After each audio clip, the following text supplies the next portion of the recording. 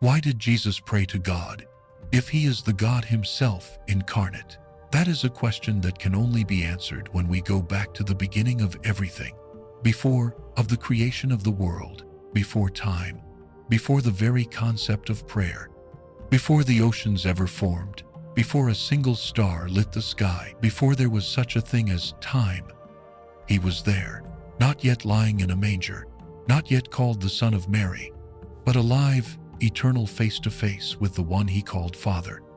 And yet, centuries later, we see him kneeling in the dirt, whispering toward heaven, the one who created human breath, using his own to pray, the one who spoke the universe into being, speaking now to God. If he is God, why pray? What could he ask that the Father doesn't already know? Can you feel the tension in that question? Imagine standing a few feet away, hearing the words, "He speaks," realizing they are addressed to the same Father who has been with him forever. This is more than a puzzle. It's a doorway back before Bethlehem, before Eden, into eternity, where prayer was not a cry for help, but perfect communion. And when the eternal Son stepped into time, that communion took on flesh and voice. So as we step into this mystery together, share in the comments what prayer means to you. Your story might be the key that inspires someone else to draw closer to God. If we want to understand why Jesus prayed, we can't begin in the streets of Galilee or at the shores of the sea. We have to go further back, past the manger in Bethlehem, past the Garden of Eden, past the birth of the universe itself, back to the beginning, before beginnings. The Gospel of John opens with words that pull us into eternity. In the beginning was the Word, and the Word was with God, and the Word was God. This is not poetic exaggeration. It is a statement older than time, revealing a reality where the Son existed face to face with the Father in perfect fellowship. He did not emerge at a certain point in history as a created being. He has always been. The manger was not the start of his life. It was the moment eternity stepped into time. In that eternal realm, prayer was not a desperate plea for help. It was the purest form of communion, a constant exchange of love, honor, and glory between Father and Son. For all eternity, the Son knew the Father not by hearsay, but by presence. That bond was unbroken, untainted, alive with joy. Colossians says, "He is before all things, and in him all things hold together." When we picture Jesus praying during his earthly life, we are not witnessing a man inventing a religious ritual. We are seeing heaven's timeless relationship expressed through human lips. It's like hearing a musician play a melody he has known forever, familiar, effortless, and yet now being performed in a new place, under new conditions. That's what happened when the eternal Son clothed himself in flesh. The melody of communion continued, but now through the frame of human experience, and that changes the way we ask our question. It's not, why would God need to pray? But how does this eternal relationship between Father and Son unfold when God steps fully into our world? Prayer, for Jesus, was not about filling a gap in his knowledge or power. It was about living every moment in the flow of the relationship he had always known, and letting that relationship guide his steps as a man. He entered our limits without losing his limitlessness, and in doing so, he showed us that prayer is not merely for the weak. It is the lifeblood of those who truly live.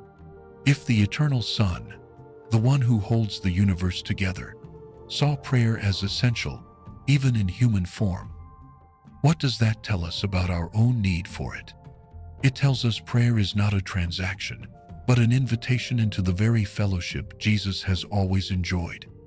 The question is whether we will treat it as such. In one of the most intimate moments recorded in Scripture, Jesus lifts his eyes toward heaven and says, "Father, glorify me in your presence with the glory I had with you before the world began." That is not the language of poetry. It is the voice of memory. It is a glimpse into a reality no human eye had ever seen. A shared glory that existed before time, before the first sunrise, before the foundations of the earth were laid. It tells us that Jesus was not reaching for something he had never known. He was remembering and anticipating the return to what had always been his. The title firstborn of all creation in Colossians doesn't mean he was the first thing God made. It means he holds the highest place over everything that exists, the rightful heir to all that is. He is eternal as the Father is eternal, divine as the Father is divine, glorious as the Father is glorious. And yet, while distinct from the Father, he is one with him in essence, will, and love. That's why his prayers make sense. They are not the words of someone on the outside, trying to earn a place at the table. They are the conversations of a son who has always belonged there. They flow from a relationship so deep that it cannot be measured, one that existed long before Bethlehem and will exist long after the last star fades from the sky.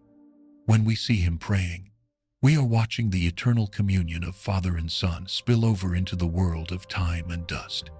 The glory he shared in eternity did not disappear when he became man. It was simply veiled, hidden beneath the humility of human flesh. And in prayer, that glory shone through not in blinding light, but in the quiet certainty of a son speaking to his Father. If you could stand close enough to hear him in those moments, you would not just hear words. You would feel the weight of eternity in every syllable. You would realize that this is not only about theology.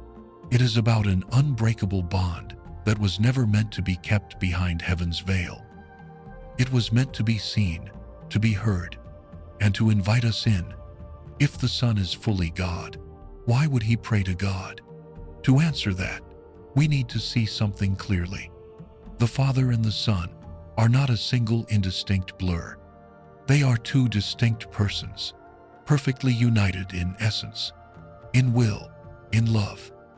The Father sends, the Son responds. The Father gives, the Son receives, and returns everything back in willing obedience. The Father loves, the Son answers that love with his entire being. In eternity, this relationship is pure joy, an endless exchange without tension or flaw. But on earth, this invisible reality took on a visible form, and that form was prayer. When Jesus prayed, he wasn't reaching for something he didn't already have. He wasn't searching for information or reassurance, like we do when we're uncertain. His prayers were the earthly expression of an eternal conversation, one that had been going on long before the first star was lit, and one that will continue after the last star burns out. Imagine two lifelong friends who have spent decades sharing their thoughts, their laughter, and their silences. Even in a crowded room, they can exchange a glance and know exactly what the other is thinking. That's what every prayer of Jesus was like. Not a formal speech, but a continuation of a bond so deep that every word carried the weight of forever. And yet, here is the wonder. He didn't maintain this communion in the comfort of heaven's perfection. He brought it into the mess and the weight of human life. He prayed in the middle of noisy crowds, with people pressing in from all sides. He prayed on lonely mountains when the rest of the world was asleep. He prayed in the wilderness when hunger clawed at his body. He prayed in the shadow of betrayal when friends fell asleep and enemies closed in. Every time, it was not a ritual to check off. It was his lifeline, his breath, his joy. Think about that. The one who sustains the universe by his word still chose to bend his knees in the dust. The one who knows the end from the beginning still chose to listen for the Father's voice in the quiet. Doesn't that make you wonder? Doesn't it challenge the way we see prayer, not as something we turn to when we've exhausted all other options, but as the constant posture of a heart that refuses to live disconnected from the Father? Here's the truth. Prayer for Jesus was never about deficiency. It was about alignment. In every moment, he chose to live in step with the Father's heart. to stay in the flow of that perfect unity. And by doing that in human flesh, he showed us what perfect humanity looks like. If even the eternal Son, sharing all the Father's glory and power, made prayer a central part of his life on earth, what does that say about us? It tells us that prayer is not for the weak, it is for the wise. It is not just for the desperate, it is for the devoted. Picture this. You're watching him in the early morning, before anyone else is awake. The air is still, the light is dim. He kneels alone, speaking softly, not to impress, not to perform, but because being with his Father is the most natural thing in the world to him. And suddenly you realize this is what we were made for. This is the connection our souls crave. Not just words into the air, but a real relationship, alive and vibrant. So the next time you find yourself asking, if Jesus is God, why did he pray to God? Remember this. He prayed because love speaks. He prayed because unity communicates. He prayed because communion, when it's real, can't stay silent. And if that's true for him, how much more is it true for us?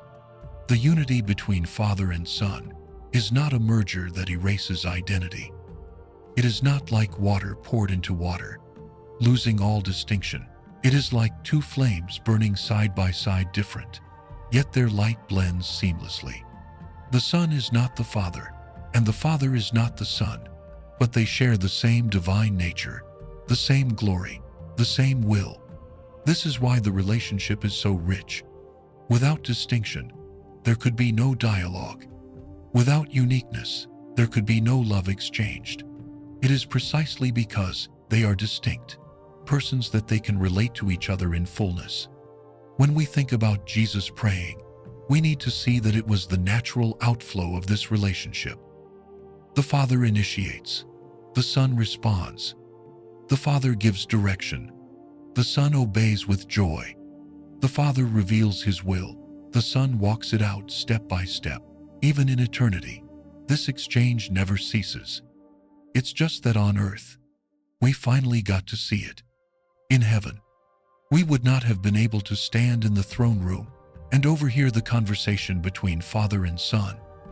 But on earth, through Jesus' prayers, we were given moments to witness it. Can you imagine hearing him speak to the Father aloud? The tone wouldn't be distant or strained. It would be warm, certain, intimate. There would be no performance in his voice, only truth. It's the way a child speaks to the parent they trust most, yet with a depth that only eternity could shape. And in those moments, we are not just observers. We are being invited into the conversation. This is the part that should unsettle us in the best way possible, because Jesus didn't keep that communion locked away as something private and unreachable. He lived it in public, not to boast, but to model what a human life could look like if it stayed connected to God every moment. And then he turned to his disciples and taught them how to do the same. He told them to call God Father, just as he did. Think about how radical that was. For centuries, people approached God with titles that emphasized distance: Lord Almighty, the Holy One, the God of Abraham. True titles, yes, but now the Son was saying, call him Father, approach him as I approach him. In that single shift, he was extending his relationship to us. Prayer was no longer a priest in the temple, speaking on your behalf. Prayer became you, in your own voice, speaking directly to the one who made you. This is not religious formality. It's family conversation. But the distinction between Father and Son is what makes this possible. If Jesus were only another name for the Father, then his prayers would be meaningless, a kind of divine ventriloquism. But because he is truly the Son, equal in nature, distinct in person, his prayers are genuine communion, real relationship. That's why every father that left his lips carried so much weight. And here's something worth noticing. When you watch Jesus pray, you never see him rush it. He doesn't treat it like a quick chore before moving on to real ministry. The prayer itself is the heart of his ministry. It's in prayer that he aligns his next steps. It's in prayer that he receives strength before a long day of teaching or healing. It's in prayer that he wrestles with the weight of the cross until his will is perfectly in step with the Father's. So let me ask you, what would your life look like if prayer wasn't the thing you squeezed into your schedule, but the rhythm that defined it? If it became less about reciting lines and more about maintaining the bond that gives you life? Because that's what Jesus is showing us here. He's not only revealing the nature of his own relationship with the Father, he's demonstrating what ours could be. And maybe that's the real reason we wrestle with this question. Why did Jesus pray to God if he is God incarnated? Deep down, we know the answer has implications for us. If he prayed because he loved the Father, if he prayed because he couldn't imagine a moment without that connection, then maybe we're meant to live the same way. Maybe prayer isn't just an occasional act. It's our way of breathing. There is a word in the New Testament that unlocks part of this mystery: kenosis. It comes from the Greek verb in Philippians 2:6-8, where Paul writes, "Though he was in the form of God, he did not consider equality with God something to be grasped, but emptied himself, taking the form of a servant, being born in the likeness of men, and being found in appearance as a man. He humbled himself by becoming obedient to the point of death, even death on a cross." That word "emptied" has puzzled theologians for centuries. It does not mean that Jesus stopped being God. It means that he willingly laid aside the independent exercise of his divine attributes. He chose not to live on earth by constantly drawing from his own divine power, but to live as a man in perfect dependence on the Father. This was not a loss of identity. It was a deliberate act of love. Pause and think about that. The one who spoke the stars into their places chose to look up at those same stars from the ground as a man. The one who could summon legions of angels chose to walk from town to town on blistered feet. The one who knows the depths of every heart chose to sit by wells and ask strangers for water. This is the heart of the Incarnation. Infinite majesty clothed in human fragility. The Creator choosing to experience creation from within. And this choice meant that prayer became his chosen way of life. Not because he lacked wisdom, but because he embraced the same pathway we must walk, living in constant communion with God. We see it all over the Gospels. In Mark 1:35, very early in the morning, while it was still dark, Jesus got up, left the house, and went off to a solitary place where he prayed. In Luke 6:12, one of those days Jesus went out to a mountainside to pray and spent the night praying to God. These moments weren't incidental, they were essential. Imagine the scene in Mark 1. The previous day had been a whirlwind teaching in the synagogue, casting out an unclean spirit, healing Peter's mother-in-law, and then ministering to an entire city that crowded the doorway after sunset. By every human standard, he had earned the right to sleep in the next morning. But before the sun rose, he was gone, alone with the Father. Why? Because the strength for the next day wasn't found in the applause of the crowd. It was found in the presence of God. Or think about Luke 6. This was the night before he chose the 12 apostles. Jesus could have made that decision based on human observation. After all, he could see into men's hearts. But instead, he spent the entire night in prayer. This is kenosis in action. This is the Son refusing to operate independently from the Father, choosing instead to listen, to align, to move only in step with heaven's will. Can you see how different this is from how we often live? We pray when we're uncertain, when we've run out of resources. Jesus prayed when he could have acted on his own knowledge and power, but refused to do so apart from the Father's guidance. That's not weakness. That's perfect strength under perfect submission. Picture him at the end of a long day. The dust of the road still clings to his feet. The laughter and questions of the crowd still echo in his ears. The disciples are sleeping nearby, worn out from travel. But Jesus slips away quietly into the hills, the cool night air wrapping around him. The moonlight falls across his face as he speaks, not for show, not for ritual, but because being with the Father is his joy. Every word is personal. Every pause is filled with knowing. In that moment, the Son of God is not modeling a duty. He is living the very heartbeat of his mission. And this heartbeat carries into moments of both joy and agony. In Matthew 11:25-26, we find him praying in joy. "I thank you, Father, Lord of heaven and earth, that you have hidden these things from the wise and understanding and revealed them to little children. Yes, Father, for such was your gracious will." Even here, prayer flows naturally, like a song rising without effort. And in Luke 22:41-44, in the Garden of Gethsemane, we see him praying in deep anguish. "Father, if you are willing, take this cup from me, yet not my will, but yours be done." So intense is his struggle that his sweat was like drops of blood falling to the ground. Prayer is the constant, whether the air is filled with gratitude or with groaning. This is what kenosis teaches us. Dependence on God is not an occasional act. It is a continual state of being. If Jesus, fully God, yet fully man, chose to live this way, what does that mean for us? It means prayer is not a crutch for the spiritually weak.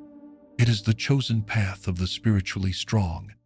It is the declaration that we will not live as if we are our own source. So I want to ask you, if the Son of God, who could read hearts and command creation, still sought the Father in prayer for every step, what makes us think we can live without it? If he prayed before decisions, before miracles, before teaching, why would we face a single day without doing the same? In embracing kenosis, Jesus wasn't giving up power. He was showing us the most powerful way to live, to choose dependence over self-reliance, to choose alignment over autonomy, to choose the Father's voice over our own instincts. And in doing so, he left us an example, not just to admire, but to follow. If you follow Jesus through the Gospels with careful eyes, you will notice something striking. His life was not driven by the pressure of crowds or the demands of the urgent. It was shaped, sustained, and directed by prayer. Every major step, every turning point, was wrapped in conversation with the Father. This was not occasional, it was rhythm, and it is a rhythm we are invited to enter. Luke tells us in 5:16, "But Jesus often withdrew to lonely places and prayed." The word "often" is not a casual throwaway here. It is a window into his lifestyle. No matter how many people needed him, no matter how busy the day had been, he carved out time to be alone with the Father. Not because he was avoiding the world, but because he was engaging it from a place of strength. Crowds could wait. The mission could not move forward without alignment with heaven. Imagine the scene. Jesus has just healed a man with leprosy, a miracle so powerful that news spreads like wildfire. The sick come from every direction. The desperate fill every street. If it were us, we might set up a permanent healing camp, calling in more volunteers, building a bigger platform. But Jesus doesn't build a stage. He seeks a mountain. The most important thing was not the visible success of the ministry, but the invisible connection to the Father that fueled it. We see this again before he feeds the 5,000. Surrounded by a hungry crowd, the disciples see only the impossibility: 5 loaves, 2 fish, thousands of empty stomachs. Jesus takes the bread, looks up to heaven, and gives thanks. Matthew 14:19. That upward glance is more than a gesture. It is a deliberate turning toward the Father, acknowledging that the provision comes from him. The miracle flows out of that moment of prayer, not the other way around. Before choosing the 12 apostles, Luke 6:12 tells us, he went out to a mountainside to pray and spent the night praying to God. all night. Have you ever wondered why? Couldn't he have simply chosen them based on his divine knowledge of their hearts? Yes, but kenosis means he chose to receive the Father's direction as a man in communion with God. All-night prayer wasn't excess. It was the natural process of aligning his steps with heaven's plan. Even in moments when the decision might seem obvious, Jesus prayed. Before raising Lazarus from the dead, he lifted his eyes and said, "Father, I thank you that you have heard me. I knew that you always hear me. But I said this for the benefit of the people standing here." John 11:41-42. Do you see the heart of it?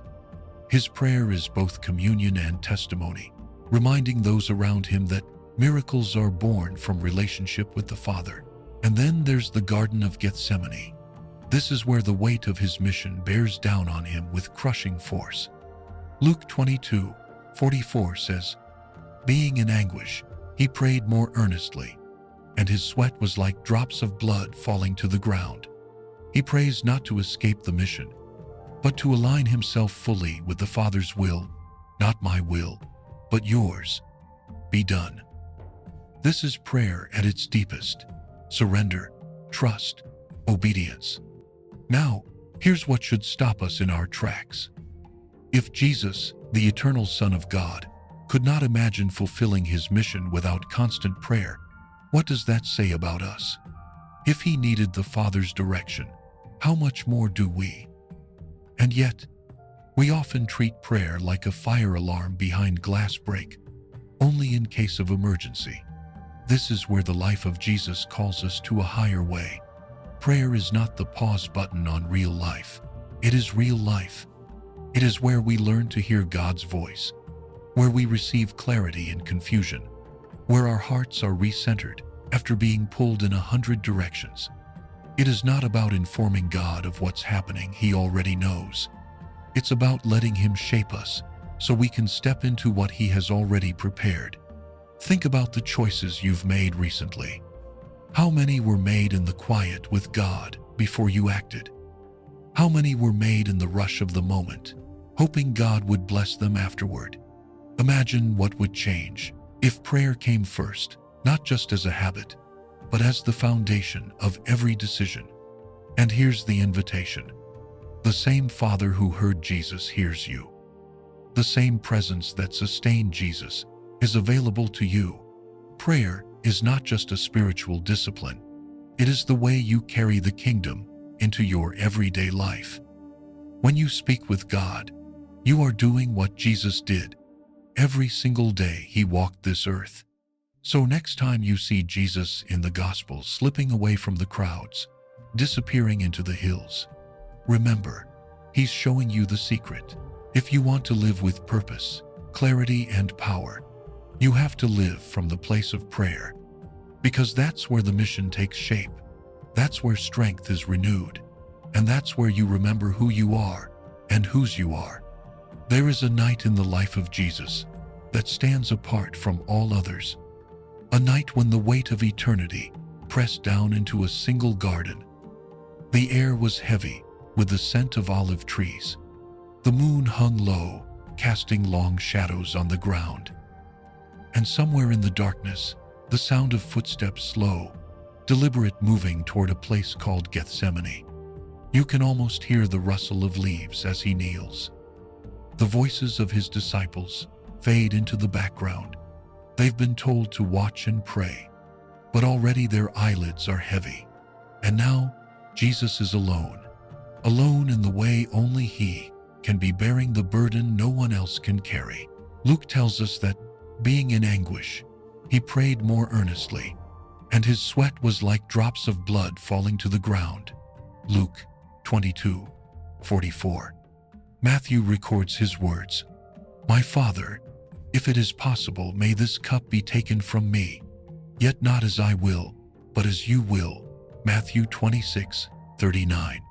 Can you feel the tension in those words? This is not a scripted performance.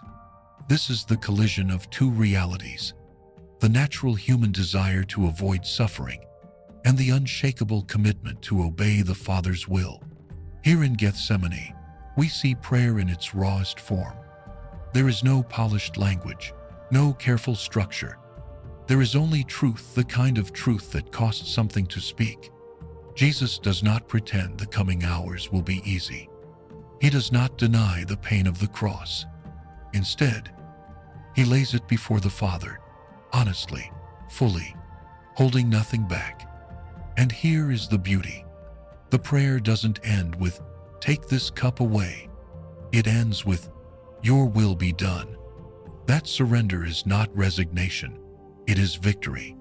It is the Son choosing the Father's plan, not because it is comfortable, but because it is holy.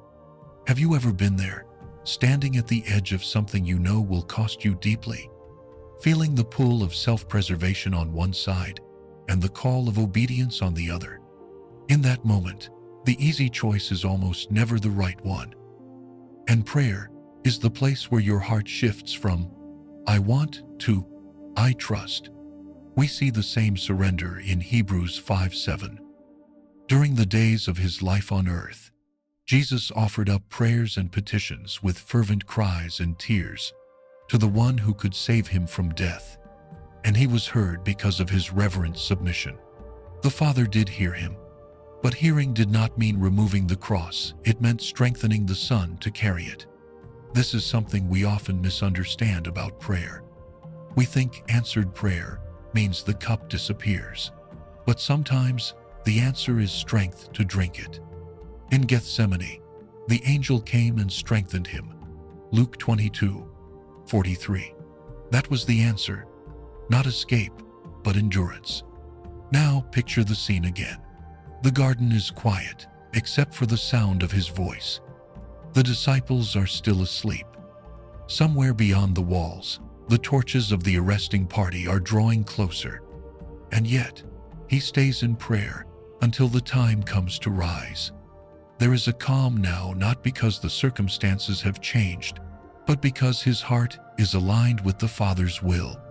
This is the lesson of Gethsemane. Prayer doesn't always change the path, but it changes the person who walks it.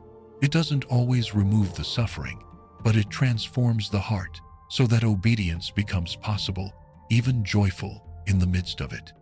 When Jesus emerges from the garden, he does not run. He does not hide. He steps forward to meet his accusers, fully aware of what's coming.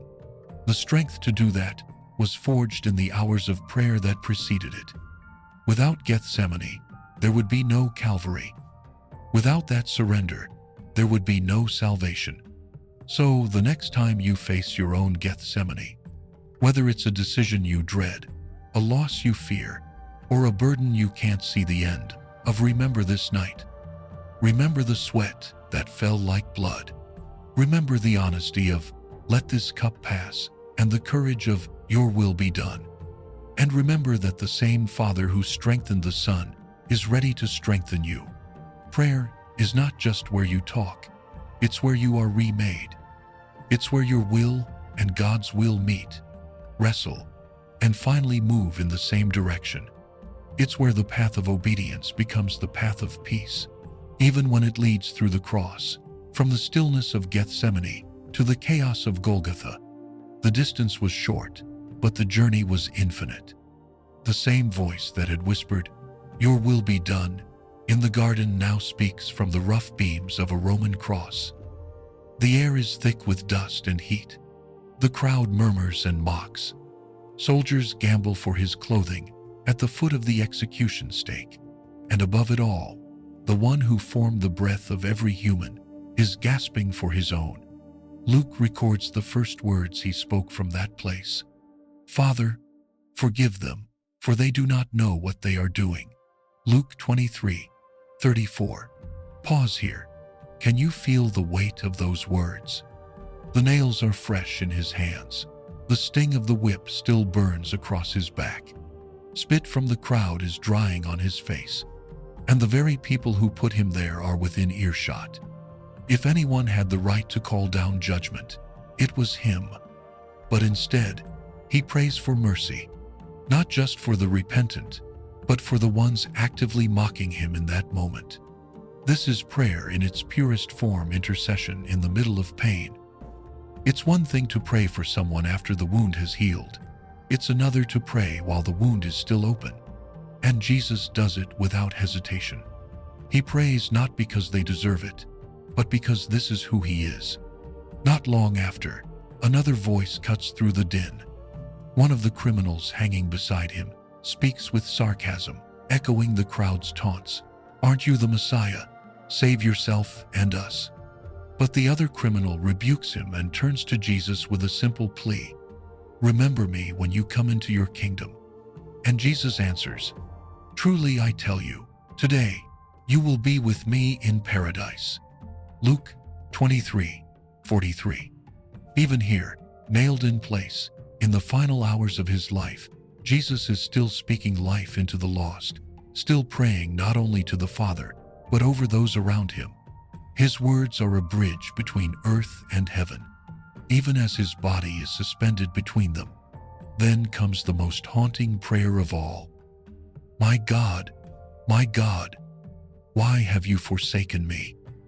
Matthew 27:46. These are the opening words of Psalm 22, a song of both anguish and trust. In that moment, the weight of the world's sin is upon him.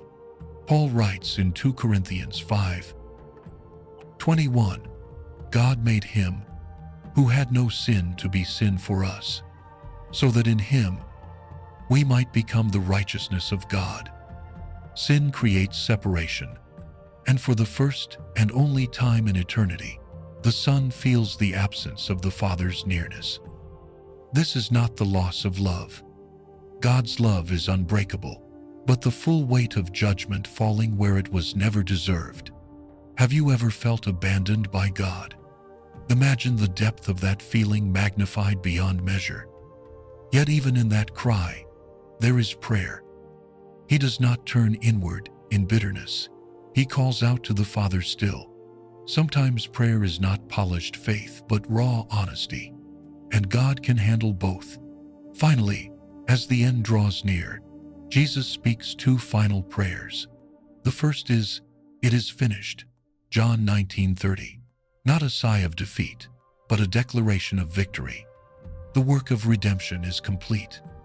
The debt is paid. The path back to the Father is open. And then, the last words, "Father, into your hands I commit my spirit." Luke 23:46. Even in death, his final act is trust. He began his mission in the arms of the Father, and he ends it by returning there. If you stood at the foot of that cross, what would you see? A dying man, or the Son of God carrying the weight of the world? What would you hear? The groans of suffering, or the prayers of one whose mission is love to the very end? The prayers from the cross show us that communion with the Father is not confined to quiet mornings or mountaintop moments. It can be spoken in agony, whispered through pain, shouted into the silence of heaven. Prayer is not bound by circumstance. It is the breath of a heart that knows its home is in God. And here's what it means for us. If Jesus could pray there, in that place, then there is no place we cannot pray. If he could forgive from the cross, then there is no wound too deep for grace to reach. If he could surrender his spirit in trust, then we can too, no matter what the end looks like. The cross was not the end of Jesus' prayers. It was the beginning of a new chapter in them. When he breathed his last and committed his spirit into the Father's hands, the world might have thought his voice had gone silent. The disciples, huddled in fear behind locked doors, probably thought so too. But heaven knew better, because 3 days later, that same voice broke through the silence of the tomb, not as a cry of pain, but as the shout of the risen Lord. Resurrection didn't end his role as the praying Son, it amplified it.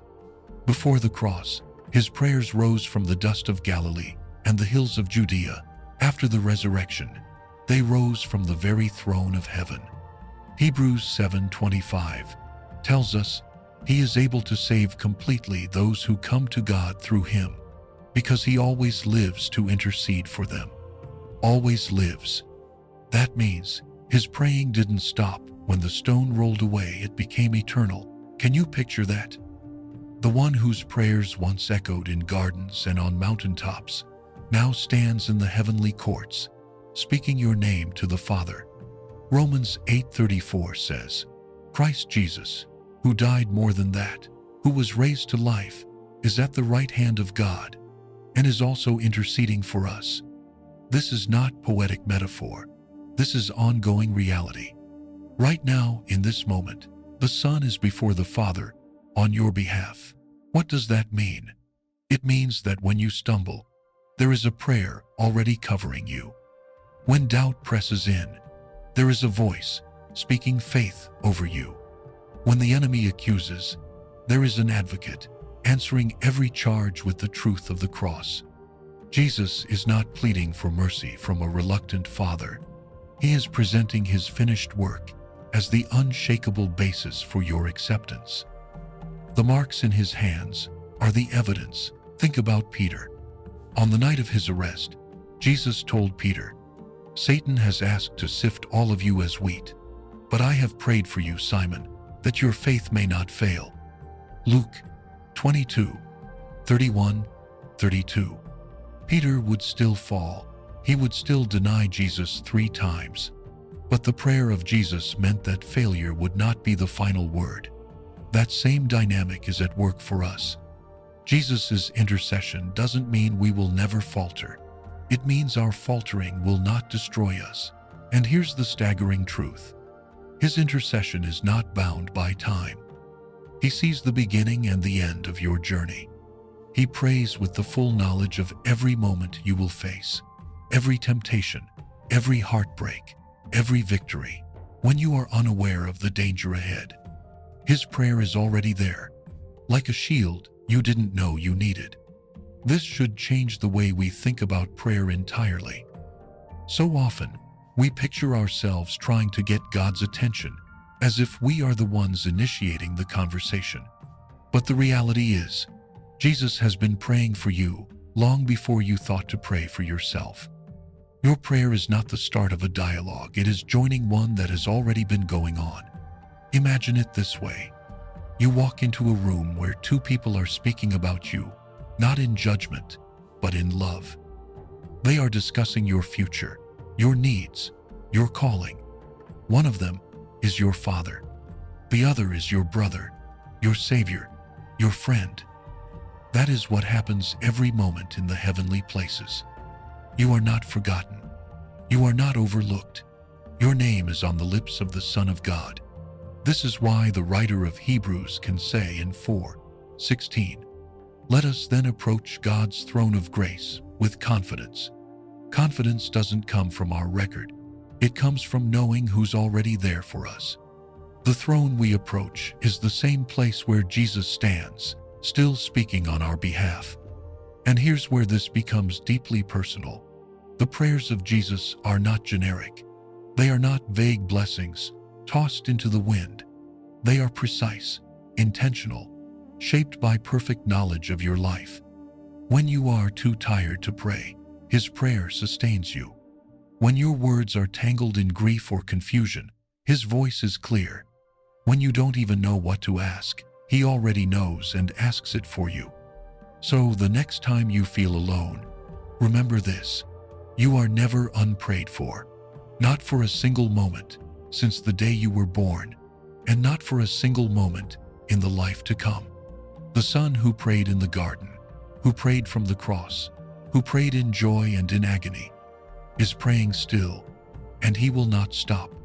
If the eternal Son still prays for us now, it makes sense that while he walked among us, he would teach us to pray as well. His intercession in heaven is personal and unceasing. But on earth, he wanted his followers to join that same flow of communion. And so one day, after watching him slip away to a quiet place and return with a peace they could feel, one of the disciples asked, "Lord, teach us to pray." Luke 11:1. It's a beautiful moment if you think about it. They had seen him do miracles. They had heard him preach with authority no one could match. They had watched him heal the sick, raise the dead, and command the winds. Yet they didn't say, "Lord, teach us to do miracles." They didn't say, "Teach us to preach." They said, "Teach us to pray." Because they had seen enough to know that all of it flowed from that hidden place of communion with the Father. And so Jesus gave them what we now call the Lord's Prayer. Our Father in heaven, hallowed be your name. Your kingdom come. Your will be done, on earth as it is in heaven. Give us today our daily bread, and forgive us our debts, as we also have forgiven our debtors. And lead us not into temptation, but deliver us from the evil one. Matthew 6:9-13. Don't let the familiarity dull its edge. Every line is revolutionary. For centuries, prayers in Jewish tradition emphasized God's titles of majesty and his covenant names. But Jesus began with "Our Father." Not "my Father," "our Father." In a single phrase, he pulled his followers into his own relationship with God. This was not a distant deity you approached with trembling from afar. This was family. Can you feel the shift? This isn't a prayer to impress God or to inform him he already knows your needs. Matthew 6:8. It's a prayer to align your heart with his. The first half is all about him, his name, his kingdom, his will. Because when your prayers start there, your own needs find their right place. Give us today our daily bread is not just about food, it's about dependence. In the wilderness, God gave Israel manna just enough for the day.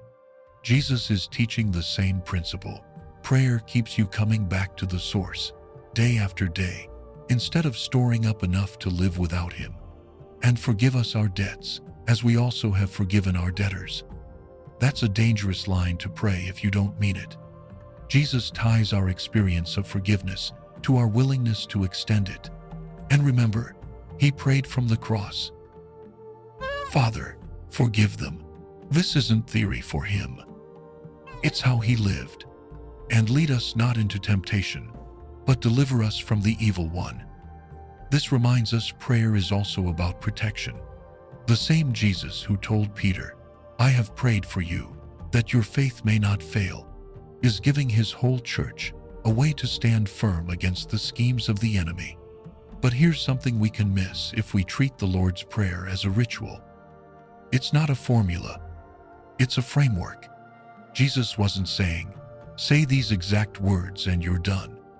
He was saying, "Pray like this." It's a model of priorities, a pattern for communion.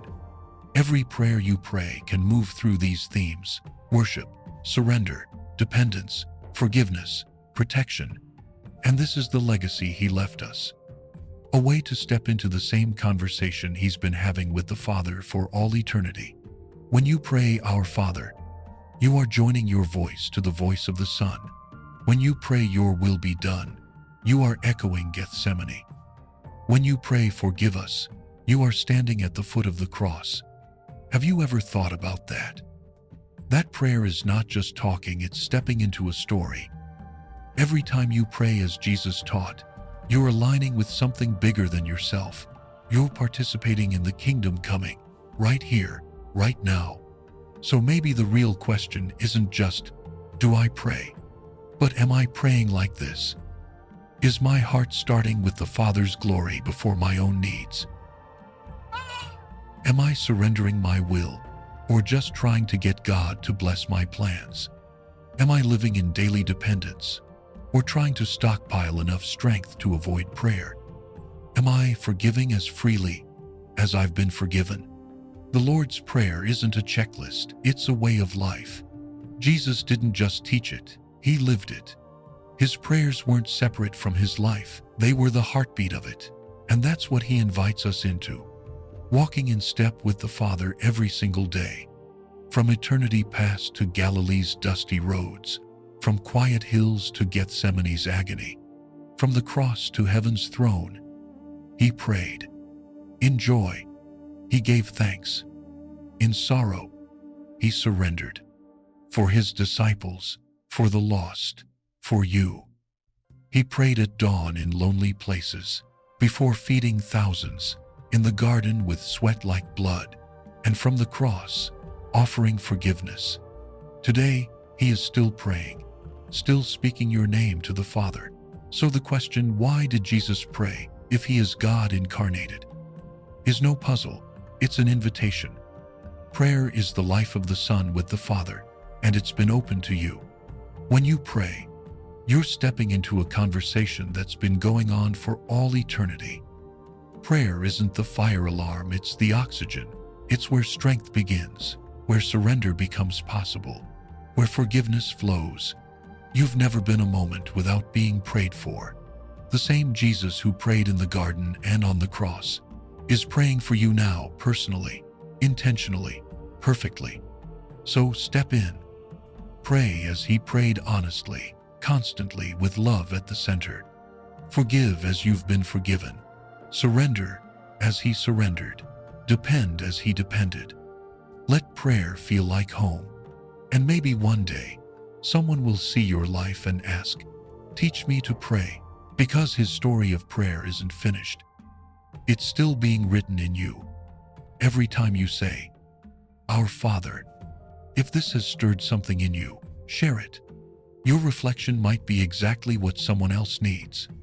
Comment below. Which moment in Jesus' prayer life touched you most? The still morning, the garden, the cross, or the thought that he prays for you now? If this blessed you, stay connected, like, subscribe, and turn on notifications.